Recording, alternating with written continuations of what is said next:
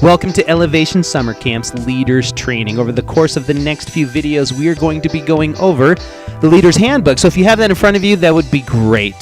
First of all, we want you to know at Elevation Summer Camp, our number one goal is to let you know and the students the camp is for the campers. We want all that we do to answer the question, how does this best serve the campers? If it doesn't serve the camper, then it is not needed. Our mission here at Elevation Summer Camp is about providing a safe and life-changing place for teens to flourish spiritually, worship intimately, build relationships authentically, and to have fun seriously. We have several core values. First, the value, serve. As leaders, we are here to serve the students first. Camp is for the campers. And we also value safety. As leaders, we must create environments to ensure that all the students are safe and feel safe physically, emotionally, and spiritually. We also want the students to encounter God. So as leaders, we want to do everything we can to create environments where students can more easily encounter God's powerful presence. We do that not only through our chapel times, but through cabin times, prayer times, and through how we show His love to them. We also want the students to make life-changing decisions. So as leaders, we want to help lead students to make potentially life-changing decisions for their good and for God's glory.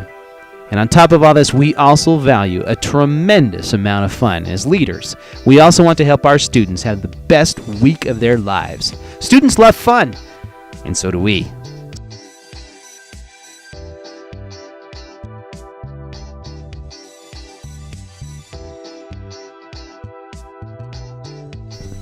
Group leaders supervise and serve a specific group of youth for 24 hours each day.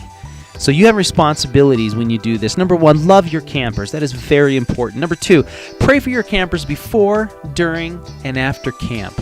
We also want you to provide a positive, safe, healthy, and loving environment for daily camp life. Also, maintain order, discipline of campers in your cabin, and be available to serve and assist other camp staff in any way possible.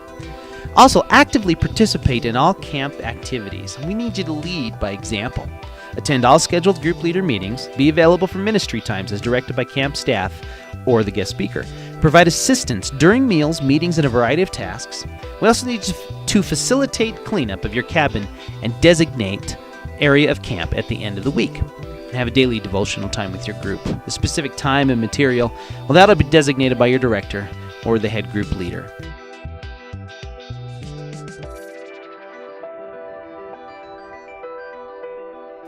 There are certain requirements we need if people are going to be group leaders here at Elevation Summer Camps. We need you to be a devoted and dedicated Christ follower. We also need you to be committed to a local church within the region the camp is designated for. You are coming to serve the campers. That is very important. You're going to stay the entire week. We also need people to be full participants in all camp activities unless directly preparing for another camp activity. We need you not to bring or invite guests or family members to visit or stay overnight that do not have a direct role in camp. We need you to keep phone calls to family and friends and businesses to a minimum in order to give your full attention to the campers and what God is doing with them. We also need you to treat one another with respect and gratitude before, during, and after camp.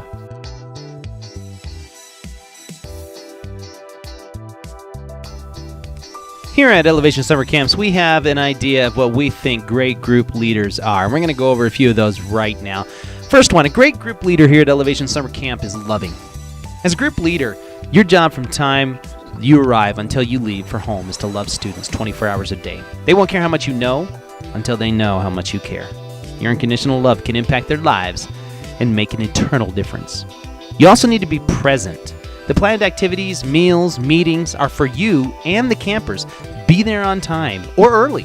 A shepherd doesn't tell the sheep where to go and then stay behind. A shepherd goes, and the sheep follow his example.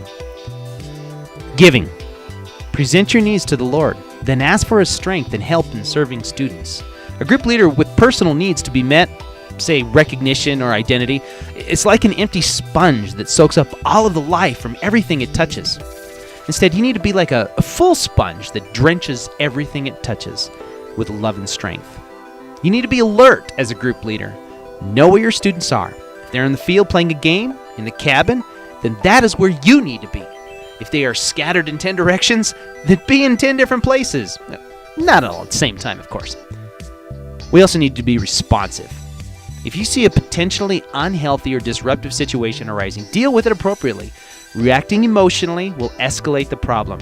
Count to 10. Let your response to the teens be birthed out of love and respect. Unified. Unity is so important. If friendly discussion or confrontation with another leader is necessary, let's have it be out of love and respect, and do it in private. We want to model healthy relationships and communications. Another big one, be positive. Positive enthusiasm inspires, it energizes, and it motivates people. Conversely, if you complain, if you grimace, if you whine, moan, or drag your feet, you will have a whole cabin of teenagers following your example. For a counselor who is motivated by sincere love, one response is acceptable in all situations. That's great. I love it. You also need to be considerate. As we've said before, and we'll say it again, camp is for the campers. Group leaders, along with the rest of the staff, and regardless of position, are here to serve. Last but not least, you need to be role models. For many of the students, their only example of what God is like could be your life. This doesn't require that you're perfect or know everything or put on some false spirituality. On the contrary, you need to strive in humility to put on the character of Christ and relate to the kids just like Jesus would. Even ask yourself quietly, what would Jesus say? What would Jesus do? But don't take this as a cop-out. If Jesus were a group leader, he'd most likely be the neon predator master of the world.